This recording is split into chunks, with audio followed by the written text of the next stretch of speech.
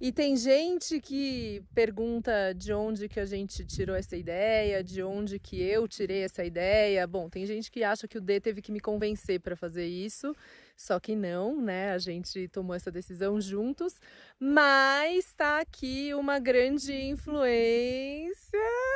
Uau! Mamãe no Pico da Bandeira, isso aí. De onde saiu essa ideia? Você sabia que no Brasil existem 74 parques nacionais? Pois é, todos esses. E nós dois resolvemos visitar todos eles. Então, em junho do ano passado, de 2021, a gente saiu para percorrer todos esses parques, documentar e entender o que tem de beleza no país, o nosso, que tem a maior biodiversidade do mundo.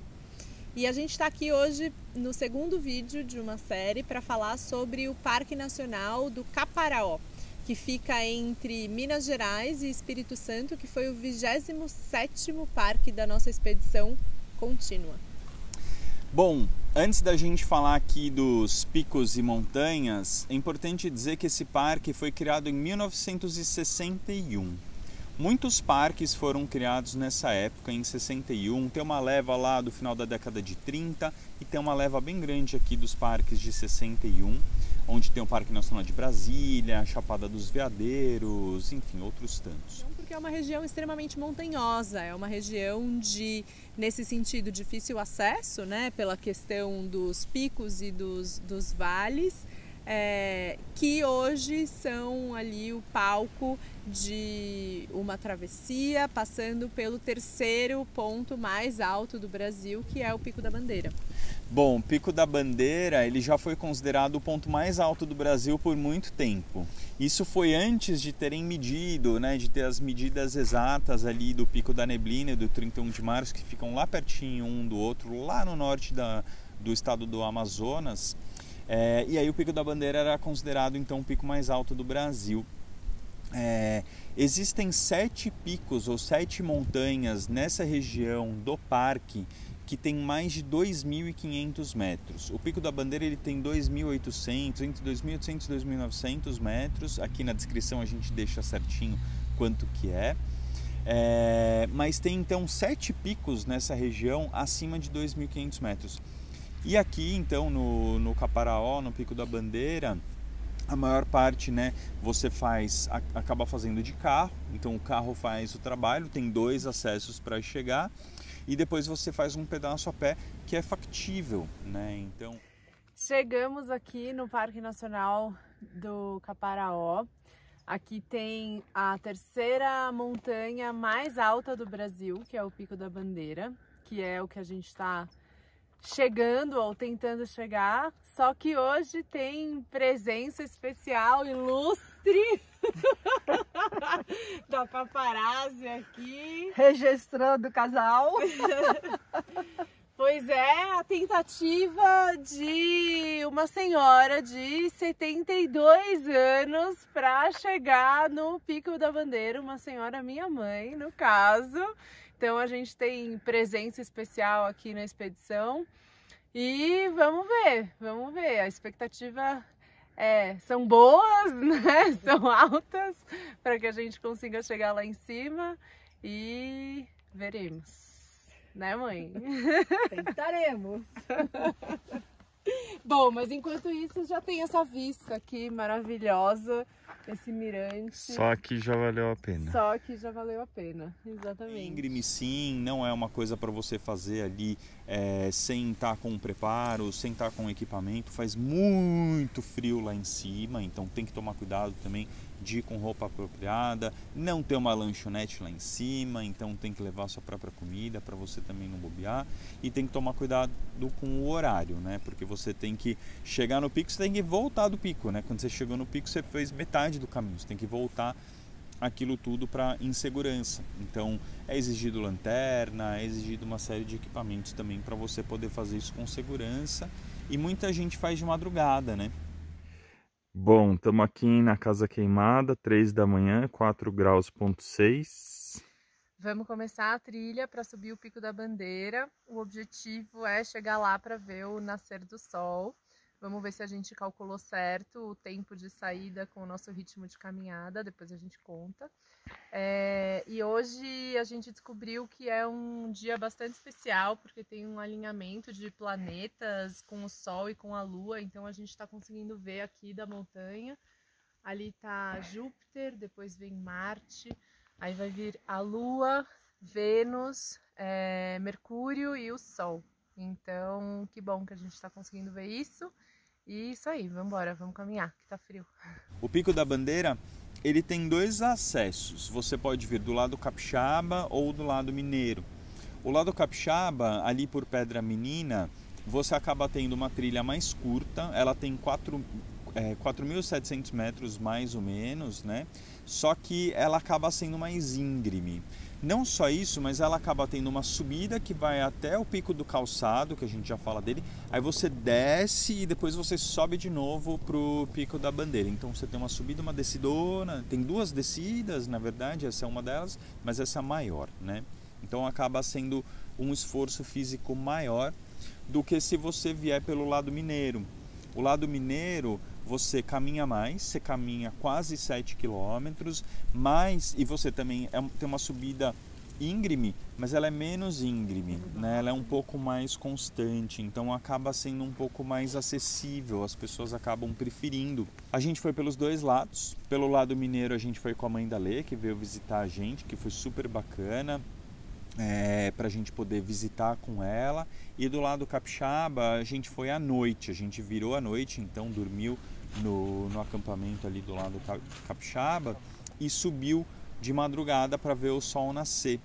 E quando a gente chegou lá em cima, a gente viu que a maior parte, né, 90% das pessoas que tinham subido à noite estavam vindo do lado mineiro. Por algum motivo, né, imagino que essa questão do lado mineiro ser um pouco menos abrupto, a questão da altimetria, as pessoas acabam preferindo ir por lá do que pelo lado capixaba.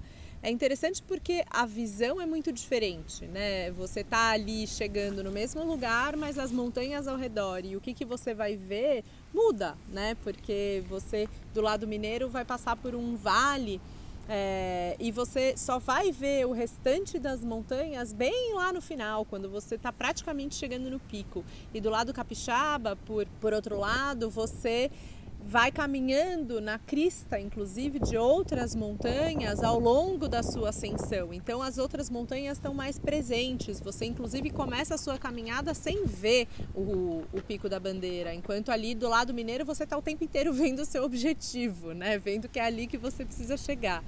Então... Bom, estamos aqui no Caparaó, pelo lado mineiro, que é o lado mais comprido para subir até o Pico da Bandeira, mas é teoricamente o menos íngreme. Depois a gente vai ver pelo Espírito Santo.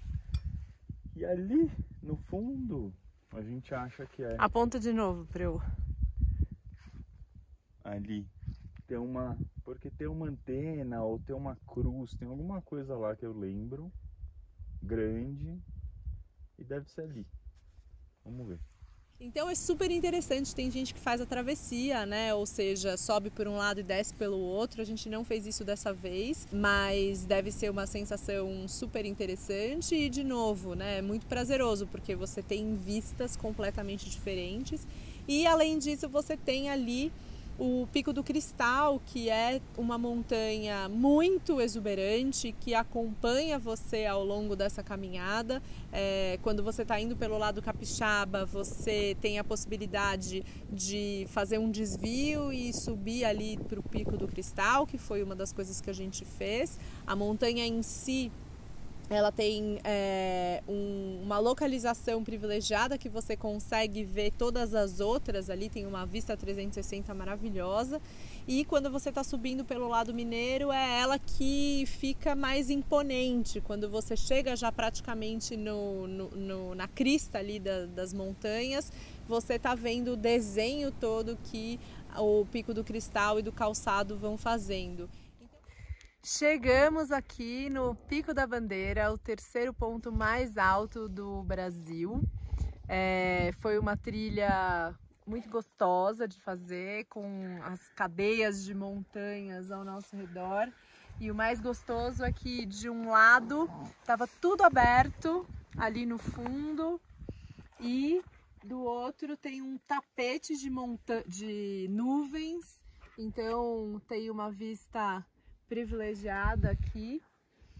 E o melhor de tudo, e que a gente chegou à conclusão que essa vista foi especial assim, porque a gente tem visita na expedição hoje, né, mãe? Que subiu aqui o Pico da Bandeira, terceiro ponto mais alto do Brasil, 72 anos, isso aí, né? Bom, nasci aqui no lado, em Manhuaçu, e só agora, depois de 72 anos, que eu vim aqui pela primeira vez. Gratidão aqui, Letícia e Denis, que me trouxeram. Isso aí. Bom. Então é um exercício muito interessante, você tá praticamente na mesma altura, mas você consegue ver as diferentes perspectivas e perceber que as montanhas vão mudando de formato, né? E que elas te convidam a exercer essa ampliação do seu olhar e ver, puxa, como é que é a montanha de um lado, do outro, né? A gente fica um pouco com essa imaginação de que a montanha é a mesma coisa de um lado e do outro, né? Mas às vezes a montanha vira de um formato completamente outro, né? Que você vê aqui e aí você vai atrás dela. Eu sei que atrás e frente é uma questão de perspectiva, mas assim, você vai do outro lado dela e não parece a mesma montanha, porque você tem gravado na sua memória ali aquele formato cônico ou qualquer que seja, que dá a descrição, que dá a característica dela, mas ela é muito maior e ela reserva esses mistérios, que é uma coisa super interessante. E sim, a gente teve o grande privilégio de subir com a minha mãe. Ela tem 72 anos, claro, ela tem uma forma física muito boa, né, para a idade, mas fica um exemplo de que é possível e de que é uma trilha acessível desde que você esteja dentro das condições físicas apropriadas para chegar no, de novo, terceiro pico mais alto do Brasil, né? Então, assim, é um parque que dá essa possibilidade. Como o Dê falou, o carro faz um trabalho grande para a gente acessar o começo da trilha, né? Ele sobe já primeiro muito e você vai aos pouquinhos e consegue chegar ali no pico. E, enfim, vivenciar essa história, né, de décadas aqui de pessoas que acessavam esse pico e que tinham a oportunidade de olhar para toda essa região super maravilhosa entre picos e vales. Depois da gente ter ido lá no Pico da Bandeira, aqui pelo lado capixaba, a gente viu aqui o alinhamento dos astros, um nascer do sol maravilhoso, tinha um monte de gente lá, todo mundo curtindo, muito frio, mas vale muito a pena. A gente começou a descer aqui de volta pro lado capixaba, e aqui já tiveram plantações, aqui já teve gado, acho que não em todo local, né? Mas desde que o parque foi criado em 61, isso. Então a natureza foi se recuperando aqui e a mesma coisa que aconteceu lá em Serra dos Órgãos. Ela foi se recuperando porque ela tinha um momento bom para se recuperar, né? Porque ela tinha um entorno ainda com matas primárias bem preservadas, tinha animais, não tinha agrotóxico no chão, então tinha condições bem melhores do que hoje. Qualquer uma dessas áreas que, se a gente deixar elas se reflorestarem, elas não vão conseguir fazer tão rápido e tão bem, a menos que o homem ajude, né? Existem soluções como agrofloresta, existem empresas e pessoas fazendo também reflorestamento de mata nativa, o que é muito bacana, porque isso começa a criar um ciclo. Mas aqui é patente, assim, a diferença entre o tipo de verde que tem aqui e o tipo de verde que tem lá fora. Acho que é isso, né? A gente já tinha ido nesse parque há algum tempo, a gente já tinha se surpreendido e a gente não cansa de se surpreender. Bom, e estamos aqui no final da nossa visita ao Parque Nacional do Caparaó. A gente subiu aqui o Pico da Bandeira 2 vezes, pelo lado mineiro, pelo lado capixaba. A gente subiu também ali o Pico do Cristal, que a Lê já mostra aqui. E a gente entrou em um monte de poços maravilhosos de água gelada. Ela vai descendo assim devagarinho, mas mais uma vez, uma das coisas que mais chama a atenção aqui no parque é o quanto a gente tem envolvido a sociedade civil. Aqui não tem pessoas suficientes do ICMBio para abrir os abrigos e para abrir os acampamentos.